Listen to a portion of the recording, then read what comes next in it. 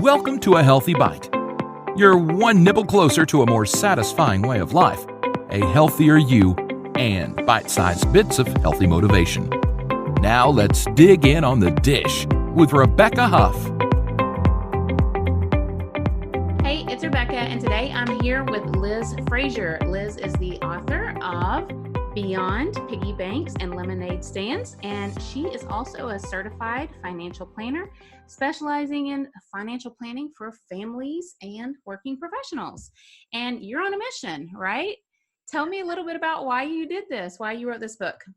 Well, first, thanks so much for having me on here. I'm excited to chat with you. And yeah, I am that's a really good way to put it. I am on a mission.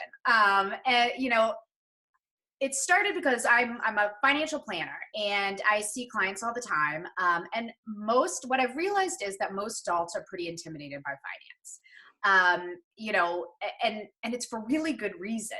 First of all, finance is so overcomplicated. You have these professionals out there that make you feel like you have to be a hedge fund manager to understand anything about finance. And, so it's way overcomplicated. And then also, of course, we don't understand finance because nobody taught us. It's not taught in schools. And historically, it's been rude to talk to your kids or anybody about finance, or, you don't want to stress out your kids, so you don't talk to them about finance. So I kept seeing over and over people who were really very smart, resourceful people, educated people who were just very intimidated by finance. I kept thinking to myself, it doesn't have to be intimidating. I mean, it's really some basic things around saving, around spending, making smart decisions, debt management, that can allow you just understanding those fundamentals that can allow you to be financially healthy. So I started thinking more and more about this, and I'm like, man, we have got to learn this as kids. It's, you think about the things that we talk to our kids about when they're young, and it's nutrition and it's safety, stranger danger, it's kindness and importance of teamwork. And there's a reason why we start so young, like way younger than they probably need to know. We start these things so young because we want to build these positive habits. We just want them to always think about the nutritional choices. We want them to always think about what the kind thing to do is. We want to build these positive habits and just have it as a part of who they are.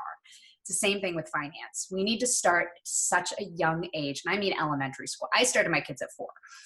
And, just start at the youngest age of just exposing them to finance and just letting them slowly start to practice and have positive experiences with money. So then as they get older, they can feel more comfortable with it. It's not intimidating. It's not taboo. It's just money. Money touches every part of our lives. And when they turn 18, they're going to immediately have money touch every part of their lives. It's student loans, it's credit card debts, it's their first job, it's, their first mortgage, it's having babies, everything. And so if they learn it at a young age, they're going to have a solid understanding about finance, and this isn't going to intimidate them, and they're going to be able to make smart choices when it matters. So what do you teach a 4-year-old about finances? You're not having a sit-down conversation about compound interest. So I've tried. It doesn't work. At age 4, at age 5, even at age 3, you can start talking about some things that maybe don't seem finance related, but they are. And it's things like needs versus wants. And this is such a basic thing that kids can understand, but it's just going through like your daily activities and talking about, what is something that you need versus something you want? Water, is that something that you need for survival, or is that something that you want? Oh, that LOL doll, Maddie, do you really need that, or is that just something you want? And kids catch on to this very, very quickly. And my daughter busts me all the time on it, because you think I was more careful with the way that I talk, but I'd say stuff like, the other day I was like, God, we really need a bigger yard. And Maddie goes, you want a bigger yard. You don't need a bigger yard. So smart. But, needs versus wants, if you think about as an adult, your budget and your spending habits, it's really the first step in budgeting and making smart spending decisions. So, the needs and the wants are the very first part of it. And from there, you can start talking about priorities. And that's another part of a budget. All right, so these are the things, needs always come first. Needs are always the priority. But what about on your wants? Like, for example, for our Christmas lists right now, and any holiday gift list, you're looking at my daughter's got 50 things that she wants. And I'm like, all right, so these are all the things you want. Let's start prioritizing them. What do you want the most? And let's go down the line here. And again, that's smart money management. That's making smart decisions. So those are some real kind of core fundamentals that you can start teaching your kids now. Wow, that's really good. I like the needs versus wants, and my daughter and I also have that conversation, but she's 11, so that can be kind of tricky when they start reminding you of what you've taught them, Right. pointing it out to you. But so let's talk about allowance. It's so interesting to me because allowance has become this great debate. And, and it's for good reason. Like we're parents. So what we do best is we stress about messing up our kids for lives and, making mistakes. And so it's understandable why everybody's stressed about allowance. I think people are worried that if they give, an allowance, their kids are going to become entitled. If they don't give an allowance, there's all these debates going around about it. The reason why I love an allowance for kids is that allowance gives kids the number one tool they need to practice money management, and that's money. That is the number one best way to allow kids to start learning about money early. So I think allowance or some form of allowance is really important. There's the traditional method of you give your kids money for the chores that they do. And then there's been, kind of like some, changes to that and some other opinions around, then, they're kind of supposed to be doing those chores. So are we paying them for things they're supposed to do, give them allowance without any chores tied to it.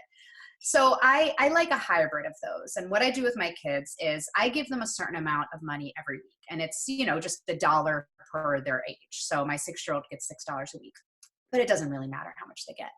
And it's not tied to any chores. Separately, she has chores that she's expected to do anyway. She's expected to help me load the dishwasher. She gets the mail. She cleans up her room. These are things that I'm not going to pay her for. She's part of our family and she just needs to do them. But separately, because I do want to, for her to have the correlation of working and making money, separately, we have chores that she can do for extra money. So this can be something like, you can wash the windows or help me wash the car or help dad rake the yard or something like that. That's kind of above and beyond the regular family expectations. So it does a couple things. It gives them some money so that they can learn hands-on money management and start practicing and making mistakes and all that good stuff that helps them learn. But it also starts tying together that, if I want to make more money, I actually have to work. And when I work, I get money. So I'm a big believer in allowance. I don't think that you can do it wrong. I don't think there's a wrong way. Actually, I can say that for certain. I'm professional. There is no wrong way to do an allowance. But, I think that as long as you do what works with your family, you're consistent, stay positive, you never want to use allowance as a punishment. Like, well, if you don't do this, or, if you don't come home on time, you're not getting your allowance, because this is their first experience with money. So you want to keep it positive, but keep it consistent, make sure that you've got very clear boundaries around it. I think it's a really valuable tool. I like that idea of having extra chores that kids can do to earn extra bucks if they want something and they're maybe saving for something. So when you're teaching kids with their allowance, do you have specific ways that you kind of work with them? Like, I know you have a little bit in your book about charities and about teaching your kids to share. So how do you do it with your kids, as far as, do you require them to save a certain amount of their allowance, or you just let them do whatever they want, or how does it work in your family? I'm glad that you asked that, because that's a question that gets asked a lot. Like, how much, there's a lot of research on this and a lot of articles out there. How much should we give for allowance? How much, what's the best way to do it? Some people say it's 80% and spend, 10% and saves, 10% and share. I think actually it's best to let your kids choose. So every time that my kids get allowance, I say, okay, so how much do you want to put in your spend, and how much do you want to put in save? How much do you want to put in share? And my kid, I think she's the most special giving person in the world, but she's just a normal kid. There's nothing insanely different about her. Kids love to give, and they actually really like being able to make their own decisions, and it makes them feel responsible, and it gives them some ownership, and it makes them feel like an adult. So when I say to her, however much money you want to put in either one, what do you decide? She's never once said, I don't want to put anything in the save or in the share. She always usually kind of splits it even. So, I think that that's a really good way to do it, because it also keeps it positive for them. It's their money and it's their first experiences with money. So it's not about how much you put in there. It's about developing the habit that every time they get money, they put a little away and they give a little bit. I like it. I like it a lot. So beyond allowance, what are some of the other building blocks that you talk about in your book for teaching kids about finances in general?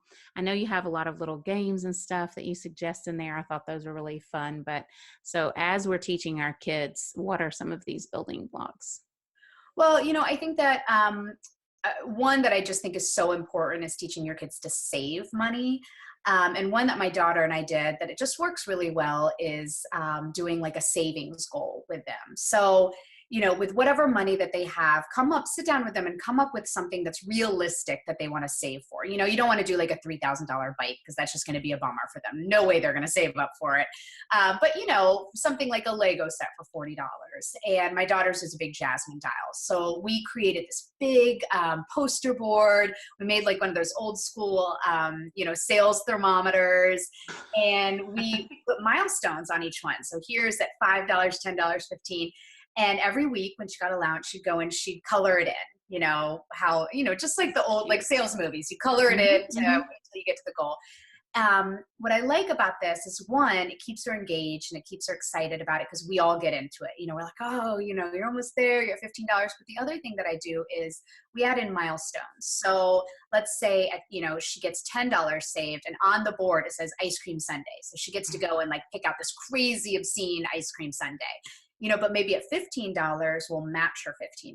So it's another way to keep them engaged, keep them excited, and make it a positive experience. Because that's all that you want with kids, is you want these experiences to be positive so that they'll continue building the habits. Is in terms of games, some things that we really like to do, we like to do a lot of pretend play here. So we'll do, pretend store. So one of us, I've got me and my 6-year-old daughter and my 4-year-old son, who you can imagine is a little bit more challenging in these games. But, we'll play store, where one of us is the cashier, one of us is the salesperson, and one of us is like a difficult customer, or like somebody who doesn't have the right change. And we switch roles around, but they get really into it and they get really excited, and they, will get all of their dolls and all of their toys around the house and put price tags on it, and, think about how much each one will cost and set it up. And it's games like this that keep them excited and engaged, and it just gives them exposure and practice to everyday kind of money situations. I love that. And it just triggered a memory while you were talking about that. I was trying so hard to continue focusing on what you're saying, because I'm like, oh my gosh, snack shop. Because that reminds me, your store that you play with your kids. When my older kids were younger, I had this thing that I called a snack shop. And I gave them a certain amount of money every week, and it was their snack shop money. And it was like all different denominations of money. You had coins and some ones. I don't think we went into fives or anything, but it was like ones and coins. And then I would have these snacks set up in a certain part of my kitchen. And these snacks could only be accessed during snack shop time, which was like, 2:00 in the afternoon. We homeschool. And so it was like a kind of like tea time kind of thing. And so I'm like, okay, time for snack shop. And everyone would come in and they would have their certain amount of money. They could either spend it all in one day and gather it up and keep it, hoard their snacks, or they could spend a little bit that day and save a little bit for the next day, or they could just save their money and not spend any on the snack shop. They could just keep all of the money and do something totally different with it. But so all of these snacks were things that I wouldn't normally let them have.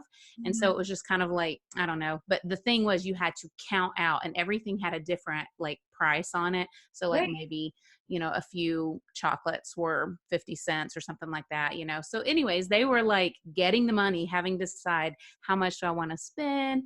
Okay, I can buy this and this. It was so much fun, and they looked forward to it so much. I'll have to ask them about it, but they're older and grown up and moved out now. So That I love that. And if I had talked to you, I would have completely put that in my book. That's such a smart idea.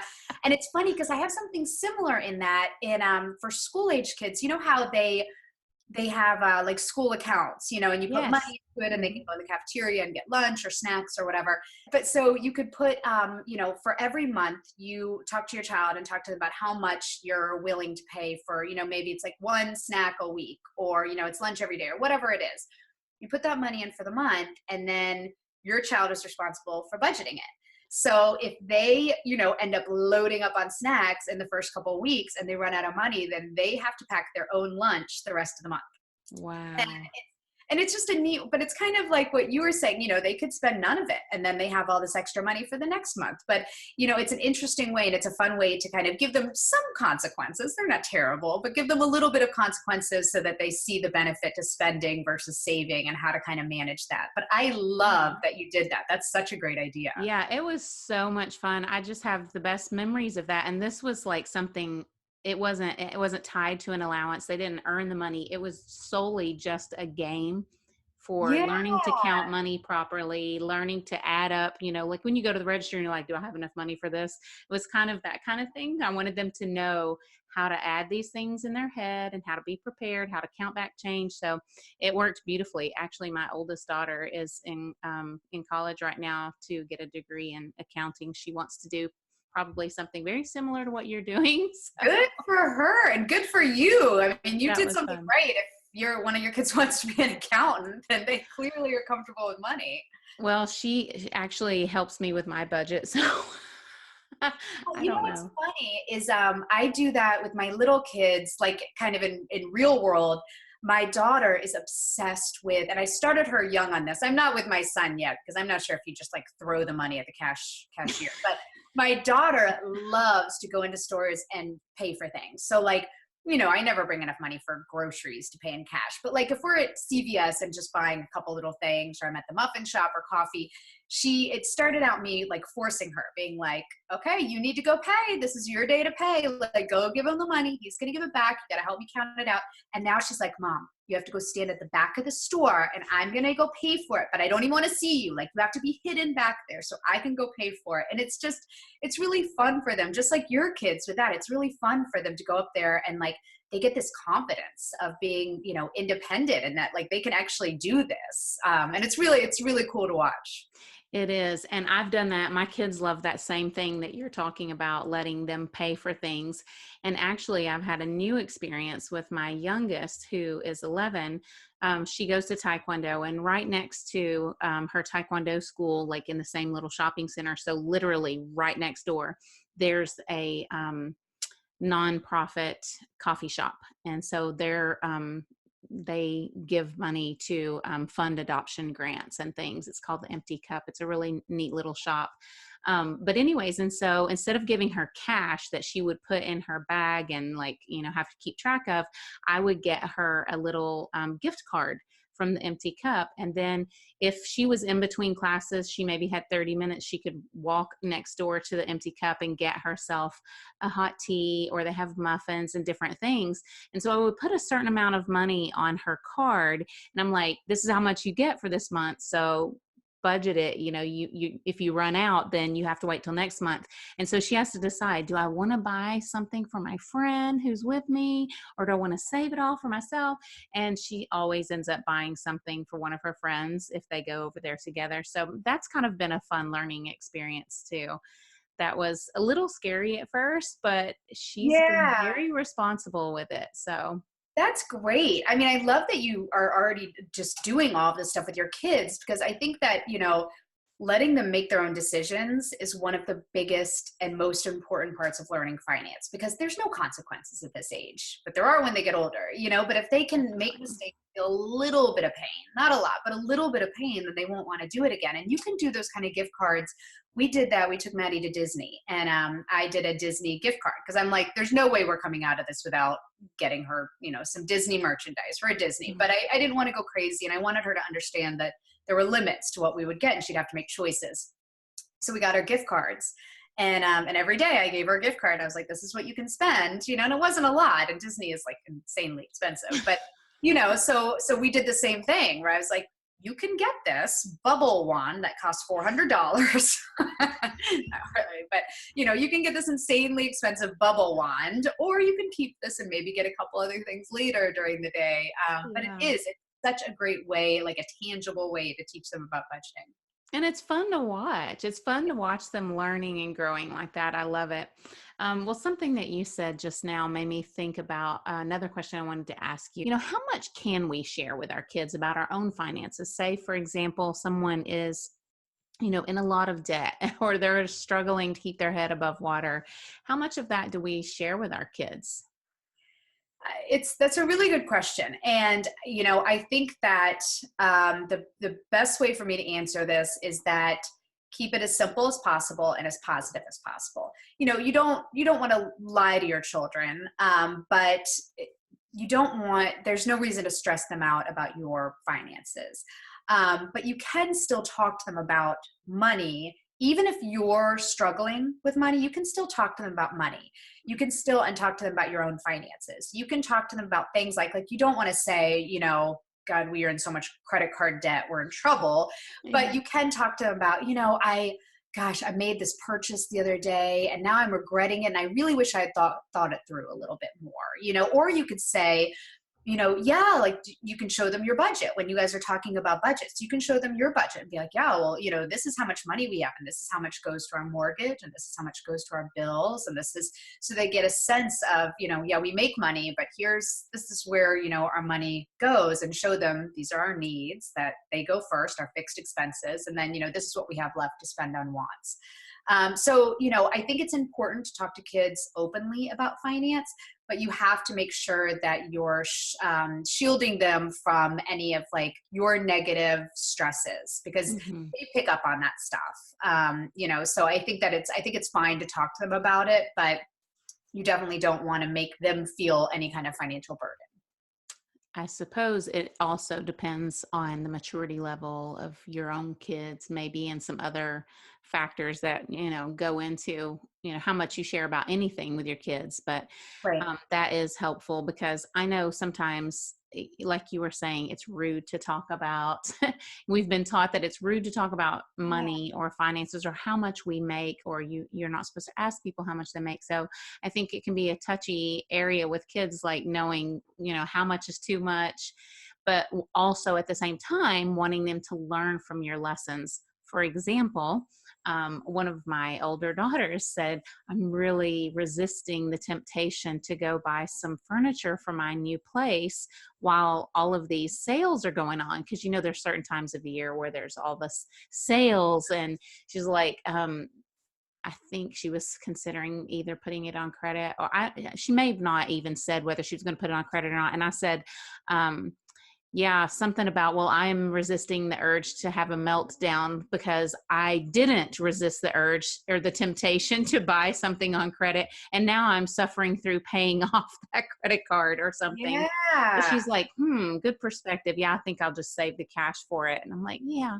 Well, I think for sure the older kids, I'm more thinking of the younger. Oh, right. Definitely. But I think the older kids, absolutely having these conversations and talking about your past mistakes. And, especially things like credit card debt, and saying it took me a long time to get out of that. And this is how much I paid in interest. And, it's, so I think that that's a great way to talk to your kids when they get older. And I also think that when your kids are younger, I also get this question a lot. What about what if they ask, are we rich, or do we have money? Do we have more money than this person, or do we have less money? Because that kind of comes up, and yes, like the Kardashians, and there's just a lot of mixed messages around money, I think. And I think it's important to talk to your kids about money. You can talk to them about money's not positive, money's not negative. It's just a tool. It's just a tool to use to reach your financial goals. And I say this to my clients all the time. So I think that that's a really a way to build positive and attitudes around money.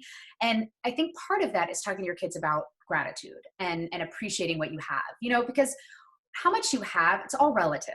There's always going to be somebody who's got more than you. There's always going to be a lot of people who have less than you. So I think that when your child starts talking to you like relative to their friends and to other people in the world, well, are we rich? Do we have money? How much money do we have?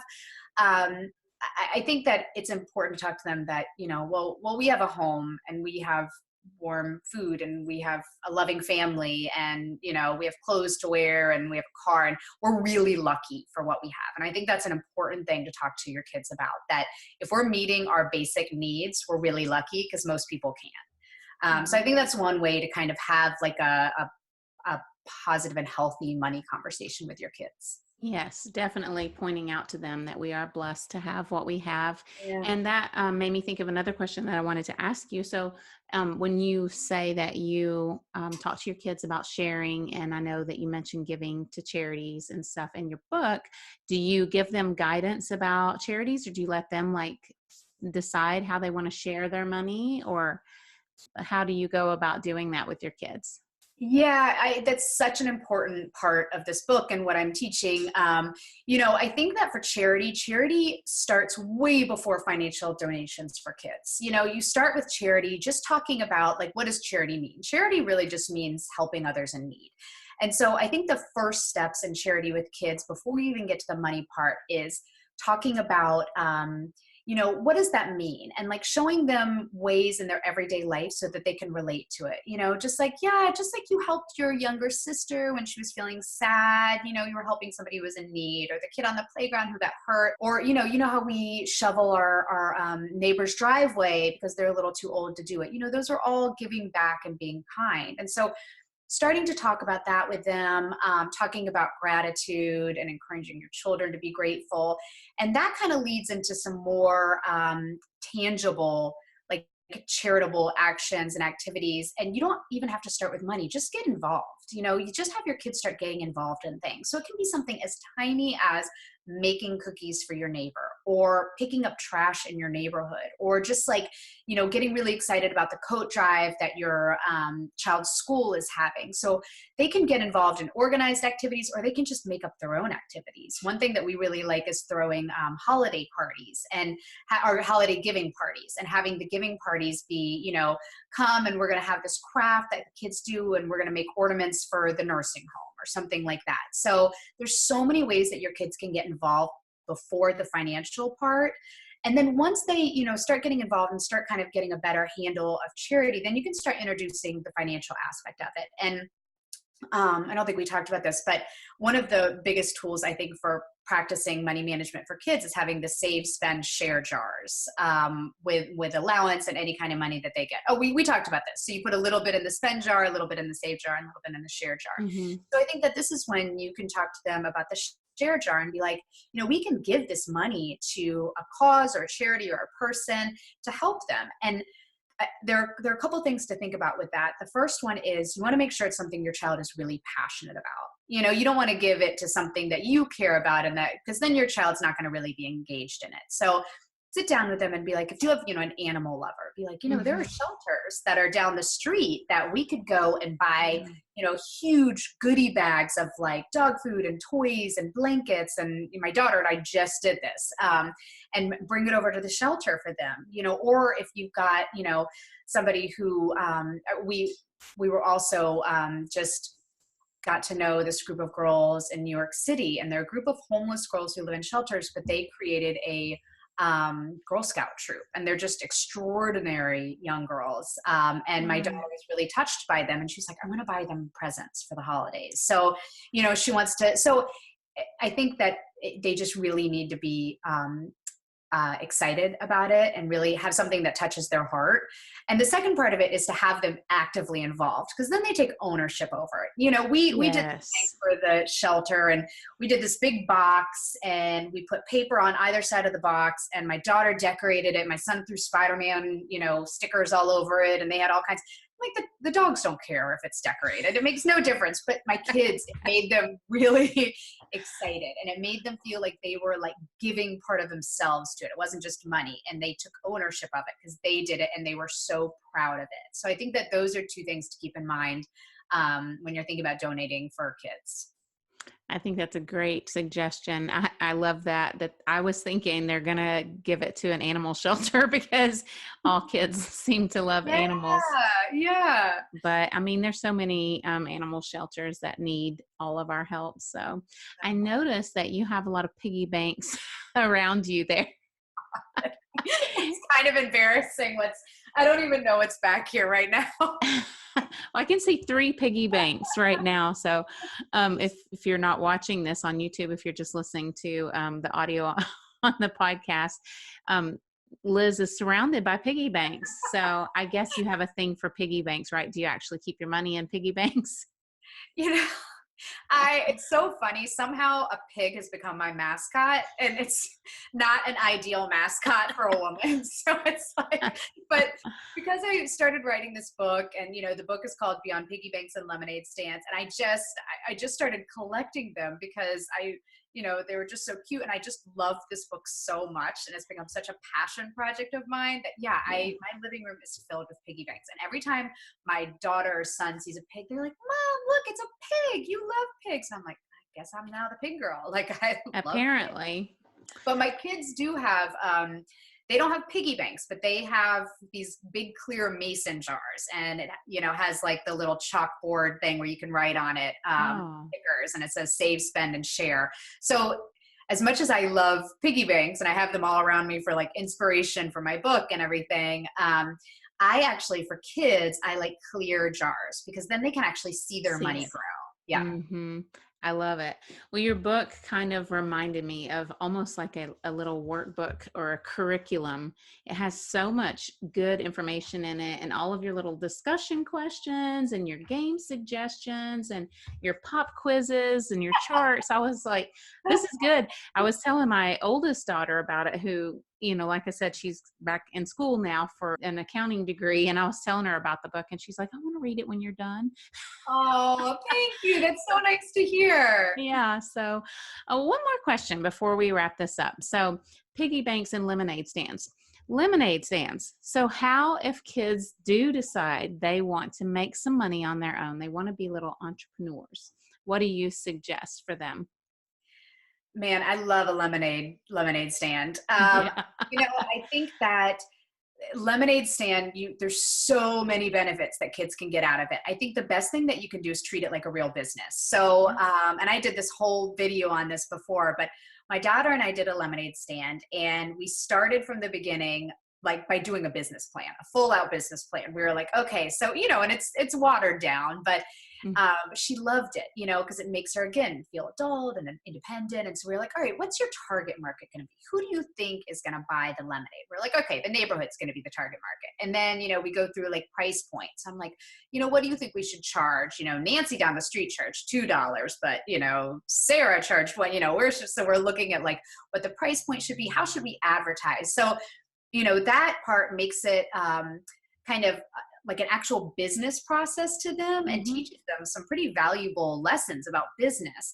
And then, she got really involved in actually creating the lemonade stand. So, again, stickers and drawings and all kinds of stuff. She made the lemonade.